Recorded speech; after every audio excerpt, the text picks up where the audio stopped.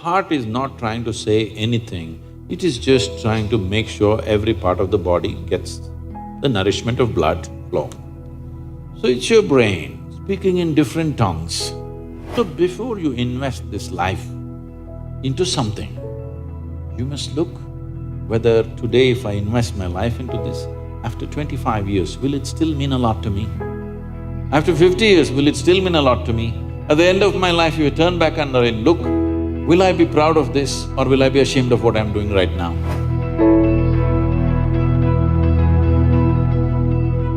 Namaskaram, Sadguruji. The first question that I want to ask is actually related to me. I'm in the last year of engineering, so now there is a very big decision that I have to make now, and people have told me that if I take decisions from my heart, I'll be successful in life. So, but there lies a problem. The problem is that I don't know which thought is coming from my heart and which thought is coming from my brain. So how can I figure out which thought is from my heart and which is coming from my brain?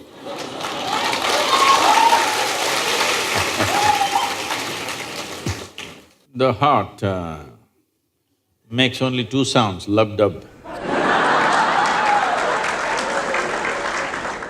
Unless the local girls are disturbing it and it's going crazy. Otherwise, it makes only two sounds. Rest of the noise is all coming from your head. This idea that something comes from the heart, something comes from the brain, it's metaphoric, but unfortunately a whole lot of people are taking it literally. There was a time in many parts of the world, particularly in Arabia, the medical science in Arabia believed the blood is pumped from the liver. You might have heard Urdu sayings about Kalija, have you? Because they believed blood is being pumped from the liver, because liver is a far more complicated organ than the heart. Heart is a simple pump. So do not give it any more responsibilities other than continuously pumping the blood and keeping you alive, unless somebody here breaks it. So, about the last year of engineering, I want you to change that language because this happened. Can I tell you a joke? It's okay? Yeah. You're pretty serious about this, that's why I'm asking. This happened. A very celebrated scientist was at a dinner and he was not grandly dressed or anything, he was looking very ordinary. So the lady who was, sitting next to him didn't pay much attention to him, she doesn't know who he is. But after some time, just to be polite, to make some conversation, "May I know what do you do?" He said, "I'm studying science." She said, "Oh, I finished that in my 10th class." So you're not going to, you're not in the last year of engineering, maybe the course, but not the last year of engineering, because for your entire life, if you learn engineering, when you're dying, after 100 years, okay? I'm not preponing it. After 100 years when you're dying, you would still know, if you are a constant learning process, you would still know you know very little about engineering. With that little, many things happen, that's different. So don't be in the last year of engineering. I know the program may be closing, but not the last year of engineering, okay? So, essentially engineering means to have things the way we want. Yes? When we say this building is well engineered, I'm not saying that. If we say this building is well engineered or an automobile is well engineered, what it means is it's functioning the way we want. Yes? Of all the pieces of engineering on this planet, of many pieces of engineering, a tree is a fantastic engineering, even a mountain is fantastic engineering because it stood there for 1,000,000 years. That means it must be good engineering, isn't it? Yes? Something that stands there for 1,000,000 years must be well engineered. Of all this, the most sophisticated piece of engineering is human mechanism, isn't it so? Hello? Most sophisticated of all the pieces of engineering. Now, because it's a sophisticated piece of engineering, it needs a certain level of attention, otherwise you don't figure it. Now that we gave you such a highly, high-tech piece of engineering, I'm asking you, did you read the user's manual? I think there is no user manual for now. How can they make such a fantastic piece of engineering without a user's manual? Maybe it doesn't come with a booklet attached to your neck when you were born. But indications must be there, isn't it, how to use it? Huh?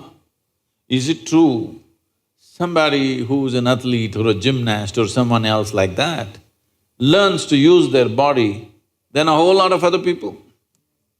Yes? Obviously, at least one aspect of the physical engineering of the body, they seem to have read the user's manual about the physical aspects. Is it true certain people are able to use their mind better than others? Maybe they read another part of the user's manual.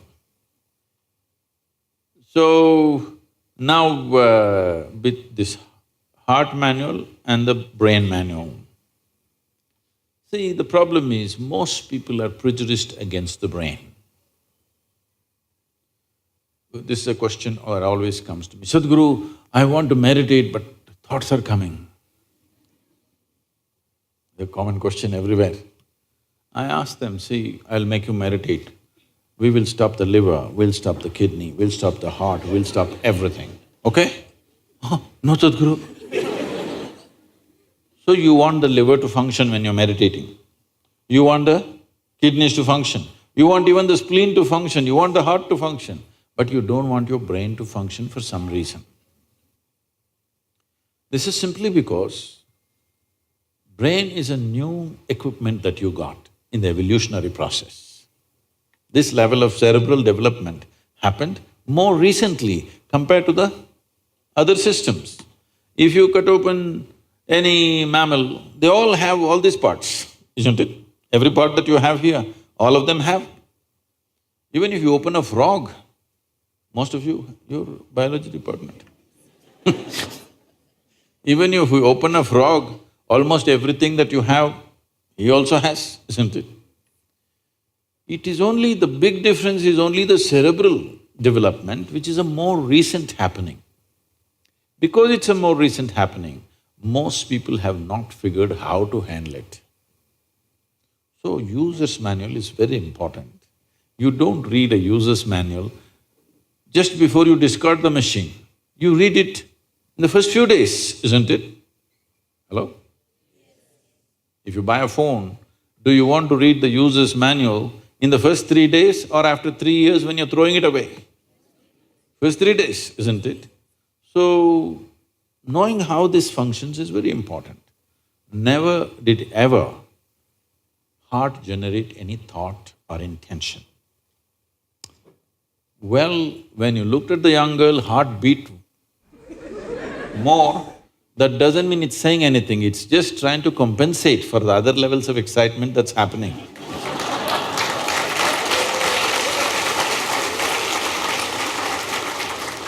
The heart is not trying to say anything, it is only compensating, you need more blood, so it's pumping little harder.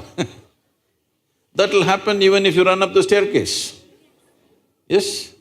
What happens to you little panting when you fall in love also happens physiologically when you run up a staircase, yes or no? Fear also does that to a whole lot of people. So, heart is not trying to say anything, It is just trying to make sure every part of the body gets the nourishment of blood flow. So it's your brain speaking in different tongues. What's your native language? What's your mother tongue? Asmis. So, because when you know 2, 3 languages, sometimes it gets confused, sometimes it speaks in English, sometimes in Assamese, sometimes in something else. So you're thinking different people are speaking, heart is speaking, mind is speaking, no. There is thought and there is emotion. People think these two things are saying different things. They're not saying different things. The way you think is the way you emote, isn't it so? Right now, if I think, oh, she's the most wonderful person on the planet, I just have to think. Then my emotions become sweet towards her. Now I think she's the most horrible creature on the planet. Now my emotions become nasty. Yes or no? I cannot think she's horrible and have sweet emotions. I cannot think she's wonderful and have nasty emotions, isn't it so? But today I thought she's the most wonderful person and my sweetness was flowing. Suddenly she did something tomorrow that I don't like. I think she's horrible. Thought is agile, it changes direction just like that. Emotion is little sappy. It takes time to turn around. So that period, you struggle as if there are 2 dimensions of thing happening. Because thought is saying one thing, emotion is still going sweet, because it takes time to become nasty. Everybody struggles, but it catches up or no after some time? Hello? Today you thought she's wonderful, sweetness was flowing, tomorrow she did something you don't like, you thought she's horrible. The thought is clearly saying she's horrible, but emotions are struggling because they can't turn quickly. They take time to turn. But after a week or 10 days or 2 months, depending on how deeply you're engaged, after some time, emotion catches up with the thought. Emotion also says, yes, she's horrible, so let's be nasty to her. So, they're not speaking different languages. One is agile, another is little slow in its corners. So, it looks like they're speaking different languages. When it comes to what you want to do, you must think clearly, it's very important. Thinking clearly means, the question is not about what will get me this, what will get me that. Is your life precious to you? All of you, I'm asking. Your life, is it precious to you? Yes. So before you invest this life into something, you must look whether today if I invest my life into this, after 25 years, will it still mean a lot to me? After 50 years, will it still mean a lot to me? At the end of my life, if you turn back and I look, will I be proud of this or will I be ashamed of what I'm doing right now? Doesn't matter what other people say. But you should not do anything that you will feel ashamed of, isn't it so? Huh? It doesn't matter, people say so many things. Everybody has an opinion, it's their business. But you don't do something that you will feel ashamed of, isn't it? Then you're turning against yourself. Somebody turns against you, you can leave them and go somewhere else. If you turn against yourself, you'll have to live with it forever. So, this is all you have to look at it. Something will get you money, something will get you comfort, that's not the point. What you choose to do, will it give you a life? When I say give you a life, are you just trying to make a living or are you trying to make a life out of this? This is important. Making a living is not an issue. A worm, an insect, a bird, an animal, all of them are making their life, making a living, isn't it so? They're even making a life out of it, but definitely they're making a living. So making a living with such a big brain is not an issue. Earning your food is not an issue, making a living is not an issue. Only problem is you want to live like somebody else, that's an endless problem. I want to live is not a problem. I want to live like you, this is a problem. So, it is important, if you consider your life as a precious life, you must make sure you make a wonderful life out of this. Whatever opens up in that direction, that is the thing you should do. But when you're under the pressure of peers, somebody is saying, I'm going to America, somebody says, I'm going to the government job, somebody says, I'm doing this. So one thing that all of you should do before you make big decisions in your life is withdraw from these pressures of peers, professors, parents, everybody. Just spend 3 days to 1 week by yourself. Look at it, what is it that you really want to do? Not under pressure from other people. What does this life want to do? Do that. It doesn't matter what other people think about it.